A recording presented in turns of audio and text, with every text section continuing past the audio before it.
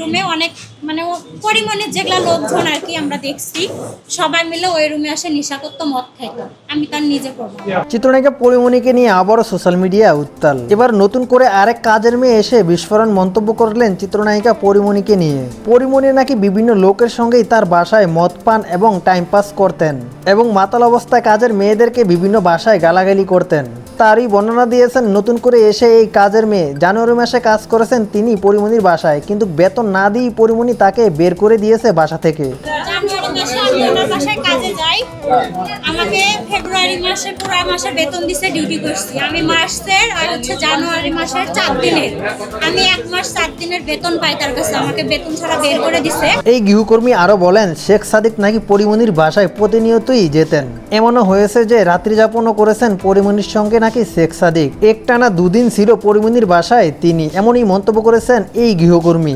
নতুন করে আবারও কোথা থেকে উদয় হলেন এই কাজের মেয়ে, বিষয়টা নিয়ে বেশ সোশ্যাল মিডিয়াতে আলোচনা সমালোচনা হচ্ছে পরিমণিকে নিয়ে। ওনার বাসায় দেখছি শেখ সাদিক ভাইয়া আসতো রাত্রে, কোনোদিন রাত্রে থাকতো, মানে 2 দিনও থাকতো, 1 দিনও থাকতো, 3 দিনও থাকতো, এরকম আরো অনেক মানুষ আসতো। পরিমণির বাসায় নাকি অনেক মানুষেরই যাতায়াত ছিল, তাদের সঙ্গে নাকি রাত কাটাতেন পরিমণি। এই ধরনের মন্তব্য করেন চিত্রনায়িকা পরিমণিকে নিয়ে এই গৃহকর্মী। শেখ সাদিক এবং পরিমণিকে নিয়ে সোশ্যাল মিডিয়াতে একটি গুঞ্জন উঠেছে তারা নাকি প্রেম করছেন এবং বিয়ে করেছেন। এরকম গুঞ্জনই কি তাহলে সত্যি হতে চলেছে? কারণ গৃহকর্মীর কথা অনুযায়ী কিন্তু এমনটাই বোঝা যাচ্ছে, কারণ তিনি বলেছেন শেখ সাদিক নাকি পরিমণির বাসায় গিয়ে রাত্রি যাপন করতেন।